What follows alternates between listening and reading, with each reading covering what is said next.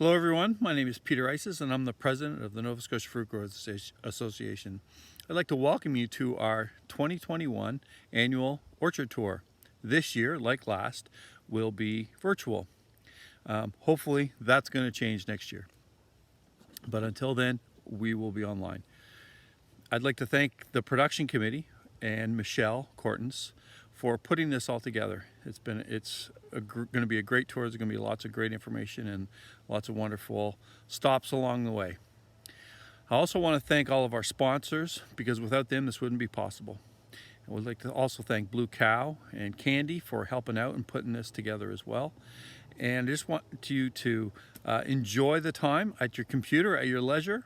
Again, we're all getting used to Zoom and all being online and all that, so we should have a good time. So enjoy the show, have a good time, and I'll pass it off to Michelle.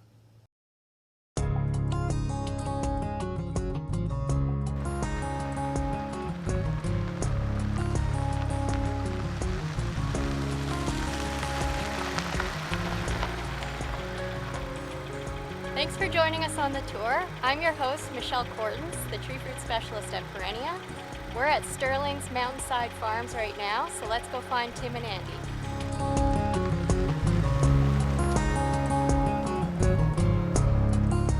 I'm Timothy Sterling from Sterling Mountainside Farms, and this is Andrew. And we're co-owners of Sterling Mountainside Farms 2017 and also of Centerville Orchards. We've got about 211 acres in total that we're managing, and 100 of the acreage is young orchard under 5 years probably, yeah. 5 years and under. And we grow just about every variety that you can that makes money. And mostly Honeycrisp is what we're moving into. But we're transitioning a lot of our old stuff from 20-foot, 40-foot, 18-foot rows into 12. So all of our young orchards are 12-foot rows now. So we're going to talk about a few different topics at this farm here, and let's start with the finger weeders then. So could you tell us about the finger weeder, kind of how it works and the benefits and challenges of it?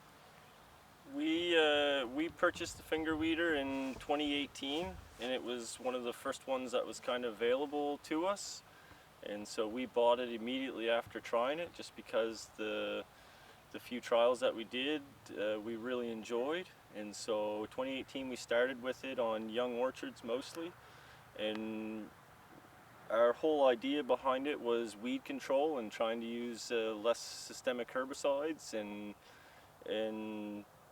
get away from so many Regulone applications in the first couple of years of young planting. So we've moved into trying the finger weeder, and we're liking it so far. I would say the challenges would be maybe hilling a little bit. It hills a little bit that you have to be careful of, and so you have to watch the union and make sure you don't bury the union. But the first day when you get the finger weeder, you really need to spend the time and make sure you set it up the way you're looking. And there's a lot of different ways you can set it up to move a lot of dirt or move as little of dirt as you want, and you can hill or try and push the hill off. So there was a little bit of experimenting to do when we first got it, but over the last 3 years we've really enjoyed it for getting rid of the planting rut. Everybody knows there's a bit of a planting rut when you put the trees in, and so we've started to hill our orchards, and then immediately after planting we go through with the finger weeder, and it actually cleans up that planting rut and the mess from everybody stomping and levels the ground all out. And so we really like it for that. And then the weeds, the first 2 to 3 years has been, it's been a challenge to get it to clean up all the weeds. So you have to use it in transition with a little bit of herbicide. So. And the model we purchased is the Great model because it was the only one available at the time. And so it really isn't the right size unit for the application we're using it for, but the dollar was right, the technology was here, so we scooped it up and are using it, and so we're enjoying it. Okay. So let's talk a little more about kind of the conditions when you're using the finger weeder. Do the weeds have to be really small? Is there a certain timing?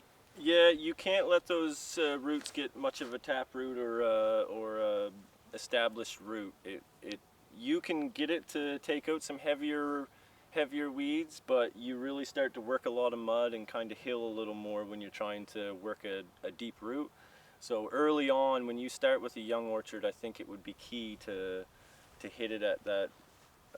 You asked 2 to 4 leaf stage, and I'd say that's probably when you should hit it, and it does a really good job. If you wait until the weeds you see here, if you wait until this point, it's too far gone, but it will take care of them. You have to slow down and work a little harder at it, and it doesn't do a nice of a job, but it will clean up heavy weeds too. And the first year we did use it at the right timing, the year we planted, and we got a herbicide on.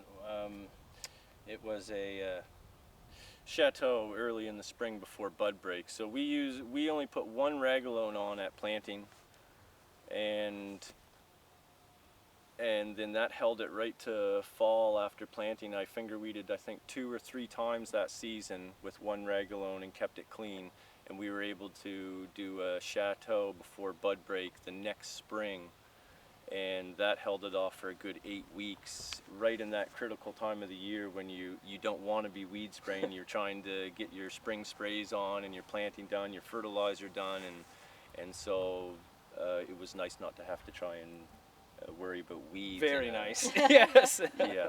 Awesome. And I should note that a finger weeder roughens up the ground, and it may not work well with the pre-emergence because of that. So that's just something to keep in mind, but we've had good luck with it with a high water volume to try and fill all that void that you kind of rough up. So Okay. yeah. Great. And how about if we have some wet weather? Does that delay using the weeder? Yeah, it will cake up easy in high moisture, but if you're really looking to kind of cut your sod line, say you want that 2-foot weed spray strip in a 12-foot row, you can in wet weather in the spring. It will really chop and work heavy sod and weeds, but it has to be the right moisture. There's a fine line between caking up your machine and it being moist enough that it's soft that the machine will go to work for you, because middle of the summer is not a good time to try and work hard ground with that machine. It really likes soft ground or well worked up ground. Right. Yeah. Yeah. So does it control all weeds equally, or do perennial weeds escape? It controls everything quite equally. There's some perennials that escape. I'd like to put a figure on it, but I can't. There's a certain percentage of weeds that you miss, so it's not an end-all, be-all. You can't just finger weed. You have to use it in rotation with a herbicide, and I think it just cuts down your herbicide use, and there's other benefits to Now, using the other it. thing we've noticed is if a weed gets away and it gets a really strong root, if you do hit it at that later timing, it is enough to disturb the root system Slow it down. and it slows down the weed. So if you want to really cut your weed spray because of honeycrisp issues and that kind of stuff, you know, it does knock the weeds and slows them down, and does have an effect on them still, Yeah. even though it may not knock them right out and destroy them. Yeah. Yeah. Oh, this is awesome. Can you show us how it works? Yeah, we can. Okay, great. Let's go do it. Okay.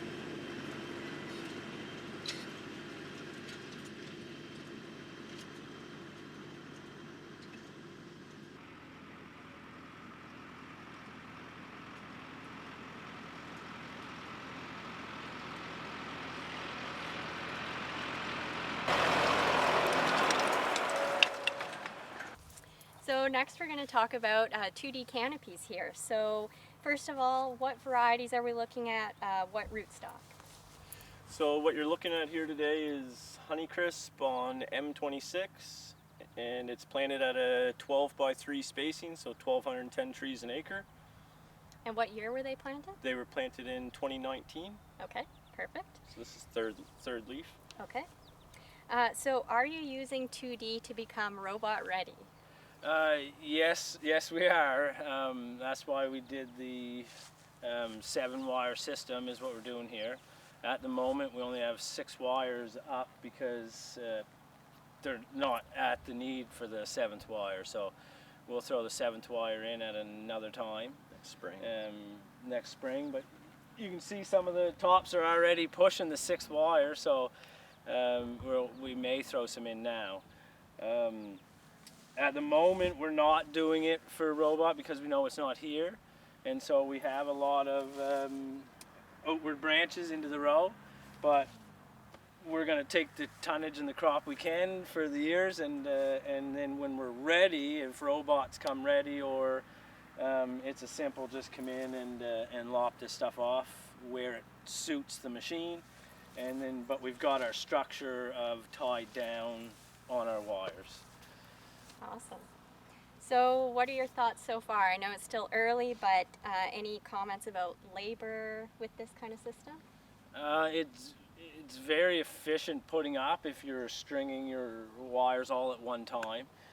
We've got it set up so the man makes one pass, and they have an air nailer. It's a simple one pass, one trip up the row. It's very efficient to put up. It's very cost effective. Yeah, less than $5,000 an acre just on trellis material. So that's not labor included, just the wire and posts and anchors and tighteners, and we're probably less than $5,000 an acre here. So it's very cheap to put up, and we have how quick it is to put up compared to conduit or bamboo it's very. we're not using any vertical support here. Yeah. So we've got the wires crowded close together, and So at the bottom we have 16 inches between our bottom 3 wires, and then everything going forward is at 18 inches to allow a little more sunlight penetration through to the bottom layers of the rows. the next row over. So. Yeah. Yeah. So the plan in the future, you're going to be tying them to the horizontal support? Yes, we'll be tying all branches down and nipping. And our thought is we do have a lot on M7 as well, which is quite a large rootstock for a 12-foot row at 3-foot spacing, but we wanted to fight vigor and not struggle to get vigor, and we want to put a massive crop on. An M7 in an 18-foot row, you think of the amount of apples you can pull off. You should be able to overstress the tree almost with the amount of apples and really put it to them and control some of the vigor.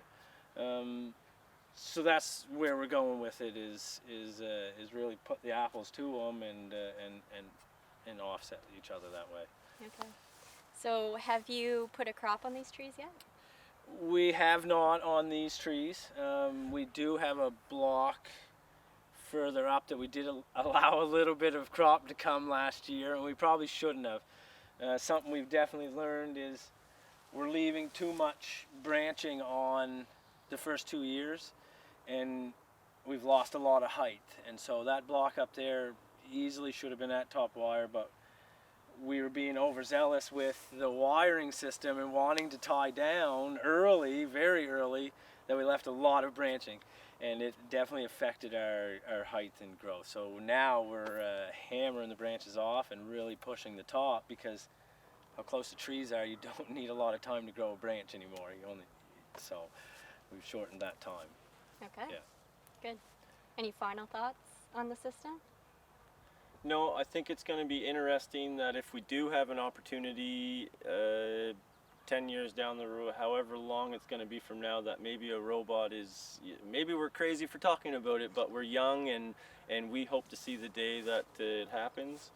And the only concern we have is if it's going to be viable. And so we can start with a couple rows here and try it robot ready and see what the tonnage is in the cost to get it picked, and see what the difference is in leaving these lateral branches and picking some fruit here, and what's going to be the difference when we take this off and just grow fruit on the wires. And so there's kind of a test there that me and Tim are going to do over the first few years of getting a crop. There's a few rows we should try and plan to have it robot ready and see what the difference is in tonnage and efficiency picking it. So But even for picking assist machines, I mean, you can see how you'll be able to pick this system a lot easier. Now the conduit doesn't get in your way, I know that, but it's just, it is simple. It's simple to work around, it's simple to put up, and the workers enjoy it. It's very quick to create the system and get it established. And the wire distance, I mean, not having a vertical support for your growth, I mean, if you're not coming back every 10 inches to tie it, what's the difference? What's the benefit out of the conduit if you're not making it back to tie it every in between these two wires? So we look at it as we're getting a couple wires worth of growth every year, so there's at least 2 points to tie to. So we don't think we're missing a whole lot by not having a vertical support there. All right, so we're at the concrete post. Can you tell us how it was installed? Sure. So first of all, it has its own special tamper that we had to order in, and it runs at a higher frequency than what a normal wood post tamper runs at. And so you have this spear hooked to the bottom of the tamper, and it's got a rubber plate in there. And so basically you have to put the spear down first. You spear the hole, and you got to keep it all straight, because when you put that concrete down, it's going to follow wherever the spear goes. So this is the small spear, and that's for the small posts inline. So those posts are small, about half the size of this anchor post here. And so then there's another larger spear for the anchors. So you kind of have to spear once with the smaller and then once with the larger. Now, we used all the large spear to do everything, because our clay soil, when you brought the spear back up, enough fell in, and you could never get you couldn't get the post down the hole. So we needed the larger hole to get the concrete guarantee got to bottom. And it was tight. So we actually never used this spear at all, just because of our soil, the way it works.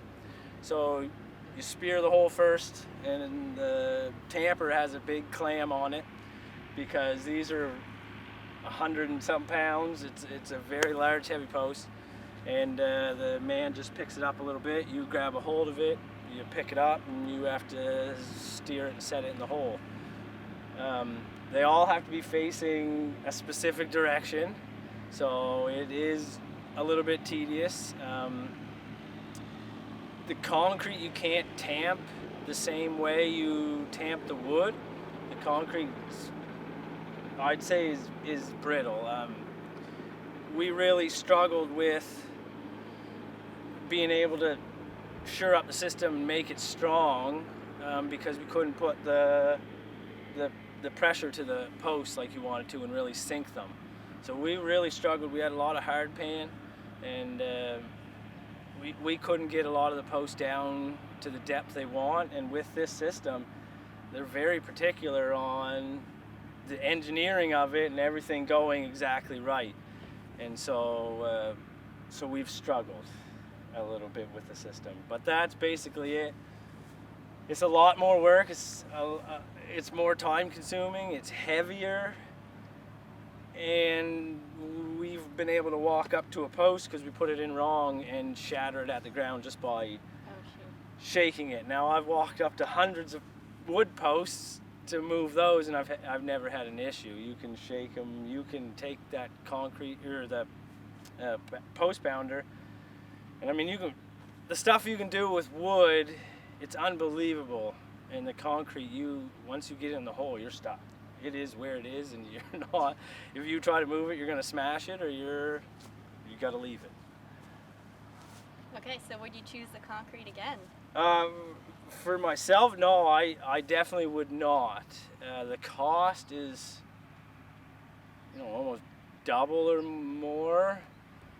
You have to ship it from Europe, so it's not like you can just call up your local hardware store and get another post. It's a pretty long and specific order and wait. The other thing is they've changed the post to ship them here to make it cheaper.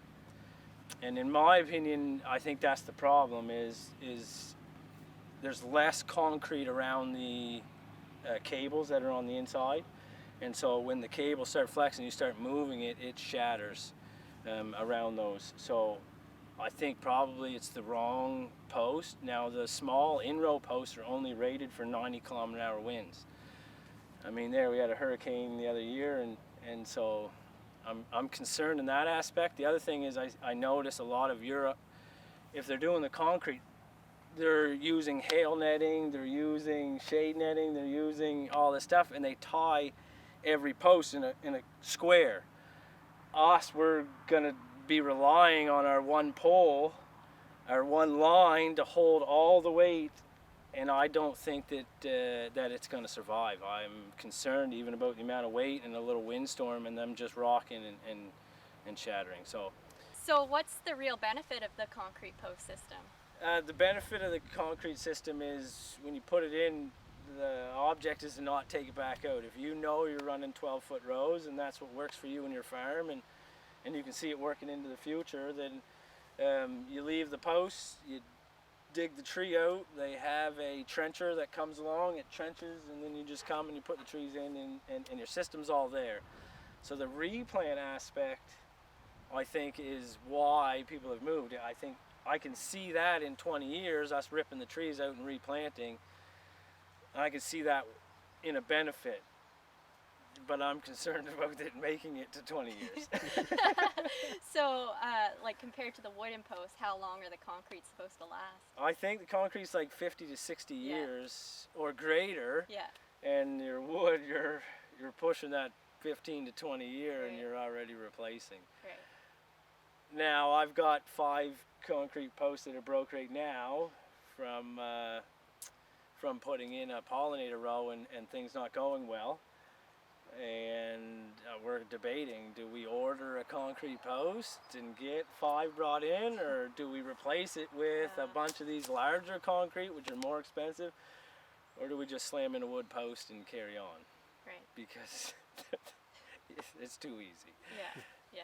Yeah. Okay, thank you. No problem. Well, what's this? Well, this is the Nova Scotia Fruit Growers weather station. Awesome. Yeah. So, have you enjoyed it? We have enjoyed it, actually, to look at the weather here instead of through the weather network, which is really basing off of Kentville and giving us a prediction.